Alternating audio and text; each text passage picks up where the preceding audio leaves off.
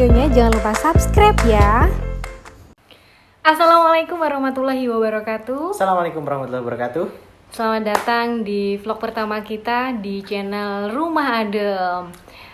Pada kesempatan sore kali ini kita mau berbagi pengalaman, mau berbagi cerita dan sharing ke teman-teman semua tentang ujian atau tentang perjuangan menghadapi COVID-19. Jadi tepat tanggal 30 September 2020 yang lalu, qadarullah keluarga kami mendapat ujian yang menurut kami sangat cukup mengagetkan karena keluarga kami mendapat ujian ini COVID-19. Untuk lebih lengkapnya dan ceritanya bagaimana kok bisa kena, awalnya gimana, terus gejalanya apa aja, akan diceritakan oleh Bapak Hervi. Oke. Hai kawan-kawan semuanya, selamat sore. Kebetulan ini kita bikin vlognya sore. Jadi kita di sini sifatnya sharingnya mudah-mudahan bisa membantu teman-teman yang apabila terkena COVID-19 itu supaya tidak usah begitu cemas. Yang kita harus lakukan itu adalah sabar, tawakal, perkuat iman, imun. Jadi seperti itu. Jadi untuk yang pertama, awal mula di keluarga kami ini yang kena itu adalah saya, gitu. Jadi memang sepertinya untuk di mana tempat kenanya, gitu kan, terus kapan itu kemungkinan besar itu adalah di klaster perkantoran, gitu. Karena memang dari seminggu ke belakang itu saya tracking dari diri saya sendiri juga tidak pernah melakukan perjalanan. Itu yang pertama. Perjalanan jauh, berkumpul di kerumunan gitu. Yang ada hanyalah mungkin seminggu 2 kali lah ke kantor gitu. Nah kemungkinan di sana, tapi kita nggak usah bahas itu.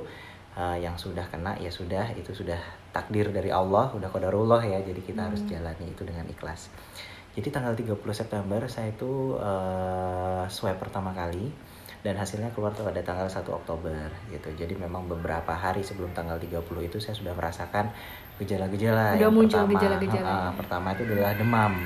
Demam, pusing, badan merasa pegel-pegel gitu ya, dan kemudian diikuti dengan diare gitu. Nah, setelah itu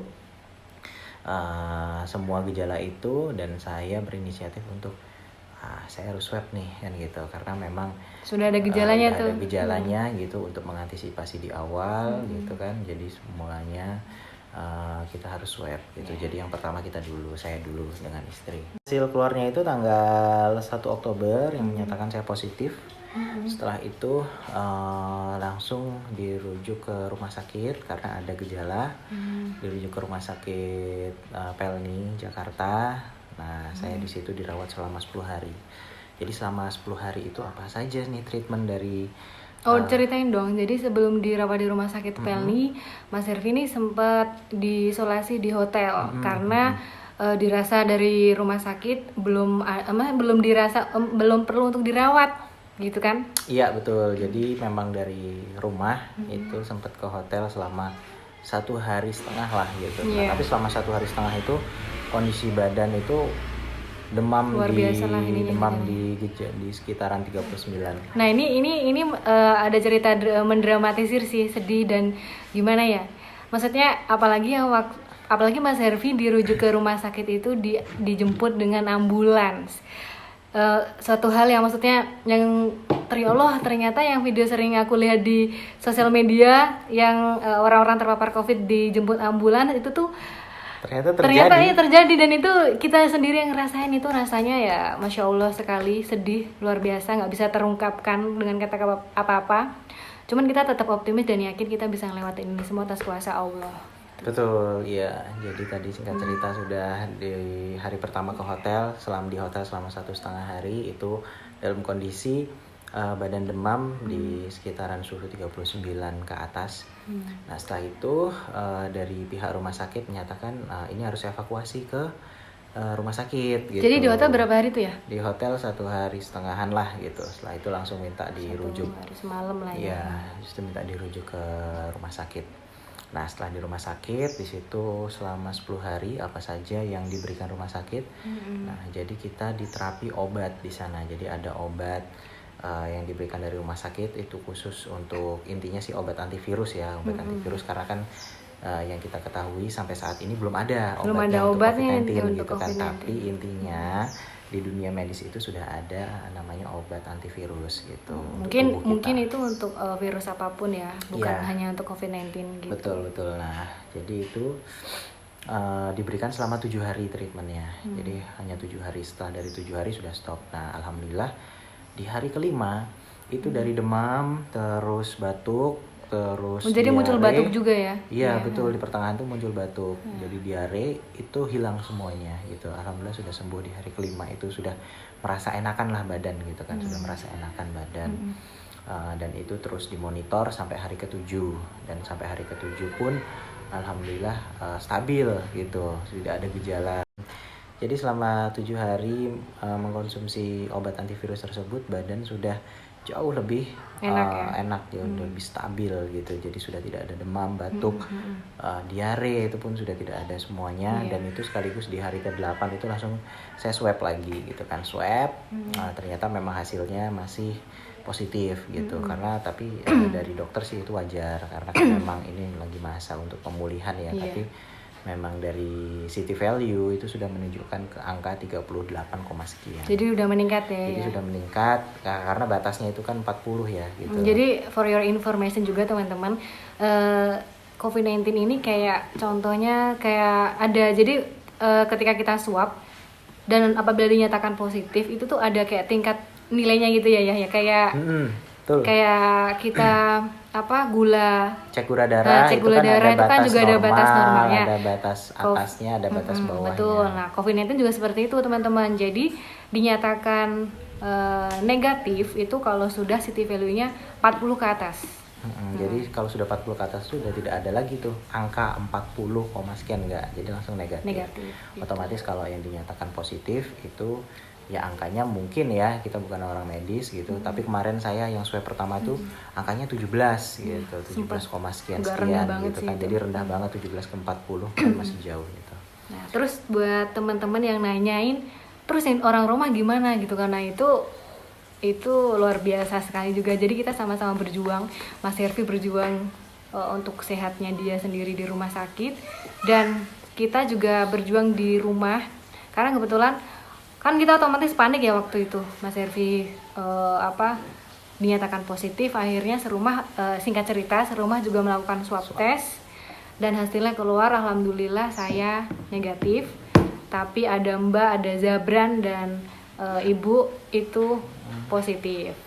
Tapi positifnya OTG, jadi disarankan untuk isolasi mandiri di rumah. Ya betul, jadi singkat ceritanya semua ini kita adalah kena gitu kan. Berawal dari serumah nih, saya, habis itu ya sudah semuanya. Memang waktunya sih mungkin perlu proses ya gitu kan, virus itu berkembang di dalam tubuh masing-masing. Tapi intinya selama 1 bulan itu kita kena gitu. Nah tapi saya banyak bersyukur juga, semuanya dari istri, anak, dari orang tua, dan mbak di rumah gitu kan, itu semuanya OTG gitu. Artinya mereka ya sehat walafiat gitu. Cuma memang gejala indikator itu yang tidak bisa, yang paling mendasar gitu mungkin ya, yang paling mendasar gitu, hilangnya indera penciuman dan perasa. Nah, itu aku sempat itu dirasakan oleh semua anggota keluarga, kecuali yang baby ya nggak tahu gimana rasanya. Dalam keadaan OTG, orang tanpa gejala, sehingga tidak perlu penanganan khusus dari rumah sakit, hanya mengisolasi diri di rumah selama 14 hari atau lebih. Jadi seperti itu. Dan yang paling utama sih kita tetap konsumsi makanan bergizi, sehat, vitamin, berbagai vitamin. Yang paling penting sih berjemur tuh nggak boleh absen. Terus vitamin C, D, E, apalagi jamuan, rebusan, semuanya lah. Ya semuanya lah pokoknya yang kita berikhtiar. Ikhtiarnya udah semuanya lah gitu. Dari memang obat. Tapi kalau khususnya saya di rumah sakit ya, saya lebih memang untuk lebih memilih apa yang sudah diberikan dari medis ya gitu. Karena kan memang udah di under control sama dokter kan. Iya gitu. Tuh, jadi ceritanya teman-teman. setelah 10 hari itu Alhamdulillah sudah stabil. Setelah itu saya sih sebenarnya dinyatakan boleh melanjutkan isolasi di rumah, tetapi memang resikonya itu ini dalam masih keadaan positif gitu kan. Nah, sedangkan orang di rumah pun juga lagi recovery gitu kan, istilahnya lagi berjuang juga untuk menghilangkan virus ini. Jadi saya memutuskan untuk lanjut isolasi mandiri di hotelnya ini. Rekanan memang khusus rumah sakit. Iya, jadi rekanan rumah sakit. Semua orang yang ada di hotel ini adalah positif COVID semuanya, tetapi memang orang tanpa gejala, artinya memang sehat gitu, bisa beraktivitas secara normal gitu kan, tapi memang di dalam tubuhnya terdapat virus. Nah, akhirnya saya dipindahkan ke hotel tersebut. Nah, di hotel tersebut selama 3 minggu gitu intinya. Nah, apa saja yang dilakukan di hotel gitu kan, ya pokoknya di hotel itu ya kita sudah seperti orang sehat, tetapi ya tetap mengkonsumsi obat, vitamin, terus makan yang baik, gizi dicukupi, olahraga setiap pagi, sore, ya itu terus berulang gitu kan, jadi berulang. Jadi kita LDR kurang lebih sebulanan gitu. Nah, akhirnya sampai 3 kali swab itu ya hitungannya pukul rata lah ya, jadi per minggu gitu swabnya itu per 7 hari misalnya sekarang swab masih positif, tunggu lagi 1 minggu gitu. Jadi total swab kira-kira dari awal sampai akhir berapa kali ya? Awal sampai akhir mungkin sekitar 8 kali ya. 8 kali dicolok, ya Allah, Masya Allah. 8 kali di swab, begitu juga 8 kali ya, lebih lah ini untuk yang ambil darahnya. Kalau rumah sih 3 kali ya. 3 kali ya? 3 kali yang di rumah. Gitu. Ya. Swab tadi mungkin sekitar, seingat saya sih sekitar 8 kalian lah gitu, dari pertama positif sampai terakhir. Colok, guys. Gitu. Jadi 8 kali swab. Setelah itu dinyatakan negatif. Alhamdulillah sudah. Jadi pas momennya, jadi saya negatif, terus tidak lama setelah saya ini negatif, tetapi tarik mundur ke belakang beberapa hari, semua orang rumah juga sudah swab gitu. Memang jaraknya orang rumah itu kan lebih lama lagi swabnya gitu, mungkin sekitar 2 minggu sekali lah, 2 mingguan lah gitu kan.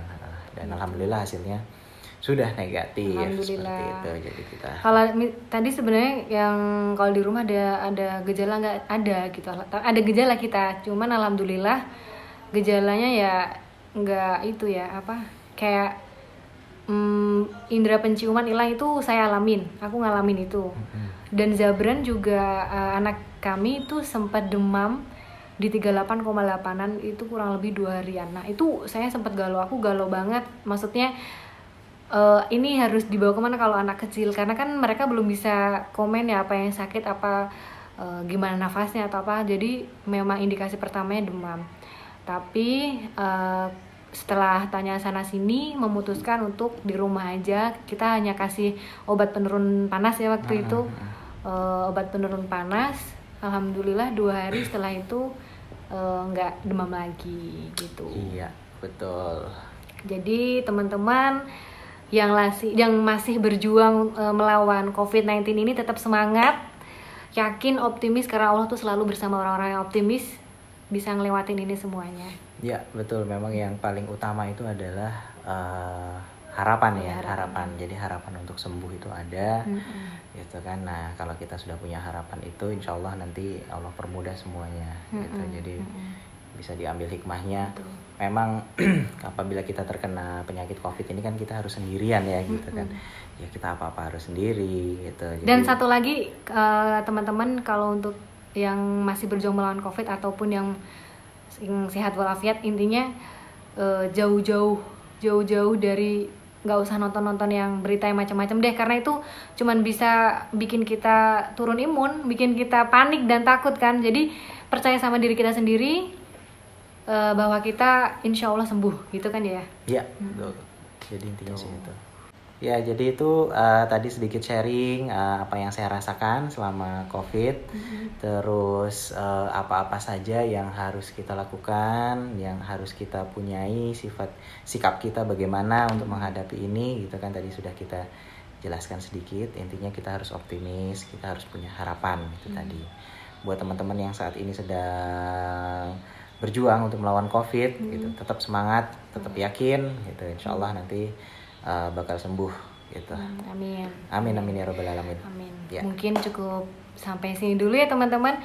Sebelumnya nanti di akhir video kita mau share proses penjemputan Mas Hervi oleh ambulans dan waktu datang ke rumah nih setelah 30 hari long distance. Jadi cukup sekian dari kita.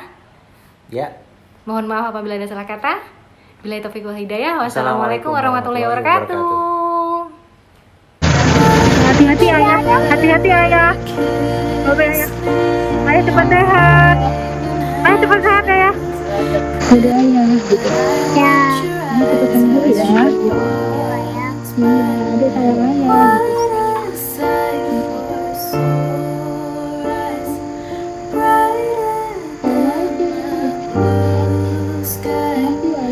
Assalamualaikum. Jadi malam ini alhamdulillah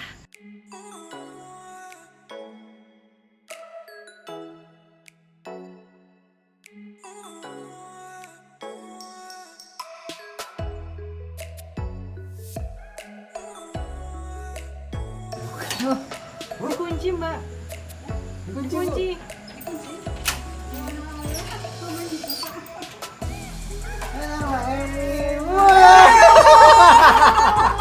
Ngapain